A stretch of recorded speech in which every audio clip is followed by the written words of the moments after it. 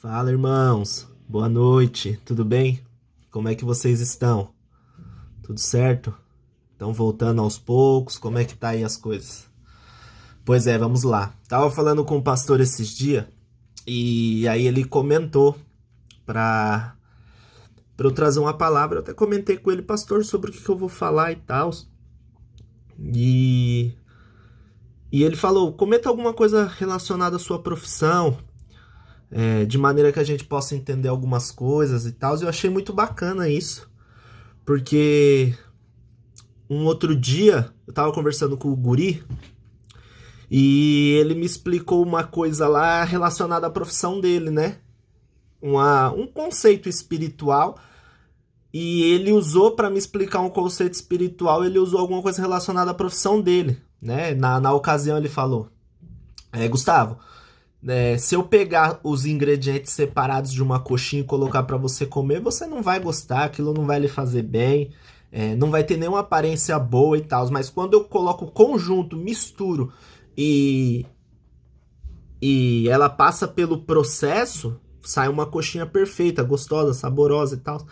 E ele fez essa alusão a questões a gente pegar trechos da Bíblia, né? A gente pega trechos do Evangelho e pega trechos separados, fora de contexto, e acaba utilizando para algo ruim, por não entender um contexto geral. A gente pega versículos isolados da Bíblia para justificar algo que a gente queira, que esteja na nossa alma, que a gente quer fundamentar por qualquer motivo. Então ele me explicou isso, cara, que a gente deve ter o entendimento conceitual da Bíblia e não um versículo isolado, e ele usou essa analogia da profissão dele. Eu achei bacana. O pastor falou a mesma coisa para mim, eu falei, é verdade. Tem algumas coisas que eu já identifiquei de pronto e outras que eu aprendi com outro advogado que eu sigo que é cristão, que é bem bacana, e ele explica bastante coisa também, e aí acabei pegando algumas coisas e vou repassar aqui para vocês. Bom, vamos lá. Primeiro é em relação ao jargão que a gente usa em nossas orações, né? Isso é bem típico, a gente já falou lá na igreja, mas é legal reforçar. Em nome de Jesus, né? A gente sempre usa em nome de Jesus como se fosse algo para validar a nossa oração. Se a gente orar e não falar em nome de Jesus, parece que não fizemos a oração, parece que ela não é válida. Vamos lá, da onde advém esse termo, né? Esse termo está no Evangelho de João, capítulo 14, versículo 13, onde Jesus menciona que tudo que a gente pedir ao Pai em nome dele nos será dado. E ele reforça essa promessa no capítulo 15 e no capítulo 16. E o que a gente tem que entender, aí que está a parte jurídica, que fica bacana pra gente. Quando Jesus fez essa promessa, ele estava constituindo um mandato, né? E o que é um mandato? Um mandato é uma autorização para que você fale em nome de alguém. Quando a gente fala de mandato eletivo, de político, o povo concede um mandato para que determinado político exerça a função pública em nosso nome, seja vereador, deputado, governador, presidente. Quando eu falo de um advogado que o cliente constitui um mandato, quando o cliente assina a procuração para mim, ele está constituindo um mandato.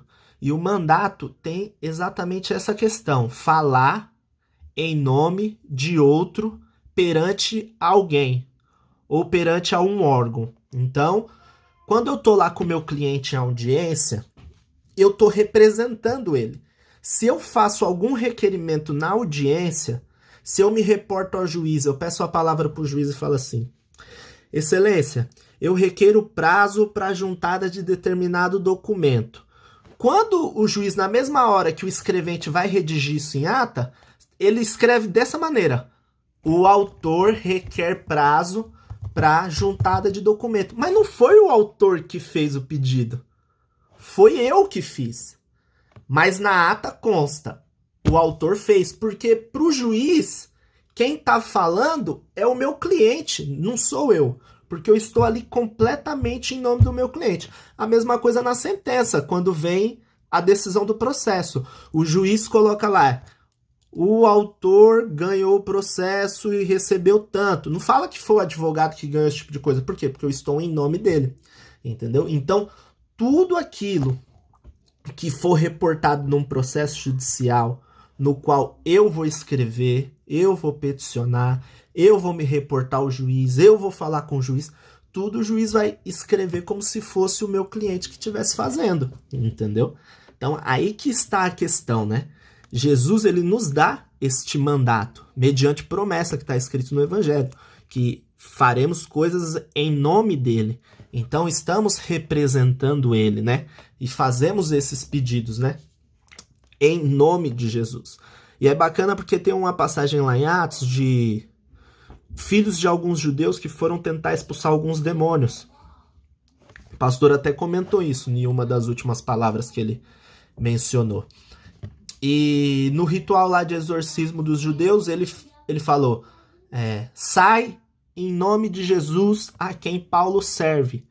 E aí o demônio retrucou, Paulo, Jesus eu conheço, Paulo sei quem é, mas vocês quem são? E aí bateram neles, né, deixaram eles nu e colocaram esses judeus para correr. Então eles estavam falando sem procuração, eles estavam diante de uma libertação ali, de um momento espiritual sem procuração, sem o instrumento de mandato, sem que realmente, de fato, eles tivessem autorização para falar em nome de Jesus. E aí aconteceu o que aconteceu. E aí, dentro disso, eu já quero pular para outra questão que está relacionada, está interligada. Lá em Filipenses 4:6 está escrito assim, ó. Não estejais inquietos por coisa alguma, mas em tudo, pela oração e súplica, com ações de graça, sejam as vossas petições conhecidas diante de Deus. Petições também é um termo muito conhecido aí no mundo jurídico, tá? E a petição, o que significa? Significa que eu estou requerendo diante da autoridade judicial algo que eu entendo ser meu direito, e eu faço essas petições com base na lei. Então, primeiro tema, a gente não pode confundir petição com pedição. Porque você pode ficar pedindo. Se você não tiver direito de receber, o juiz não vai lhe conceder. Agora, quando eu faço uma petição, eu a faço baseado em uma garantia que eu tenho daquele direito. Então, eu quero receber o valor de indenização porque alguém bateu no meu veículo. E a lei diz que aquele que causar prejuízo a outrem deve indenizá-lo. Então, com base nesse artigo de lei, eu vou lá diante do juiz e pleiteio, faço uma petição para o juiz para que eu seja indenizado e que a pessoa pague o prejuízo que ela me causou. Quando estamos diante de Deus, nas questões espirituais, e que estamos empossados né, de Jesus dar a procuração para que a gente fale em nome dele. Então vamos lá. Eu estou em nome de Jesus e eu peço alguma coisa diante de Deus, cara, esse meu pedido, ele tem que ter um termo de petição. Tudo que eu peço em nome de Jesus tem que ser baseado nas promessas que ele me fez, tem que ser baseado nos artigos da lei de Deus, entendeu? Eu não posso chegar diante de Deus em nome de Jesus e pedir algo que contraria a lei do próprio Deus, entendeu? Então, quando as vossas petições sejam conhecidas diante de Deus, Senhor, eu oro em nome de Jesus, para que o Senhor, Pai, eu peço para o Senhor me revestir do Teu Espírito, Senhor Deus, para que o Senhor derrame o Seu Espírito sobre a minha vida. Esta oração, ela está baseada numa promessa que temos de que seremos cheios do Espírito Santo. Então, cara, é só questão de tempo, porque o direito é nosso. Foi nos dado por graça por Jesus. Então eu faço uma petição diante de Deus com base numa promessa que eu tenho.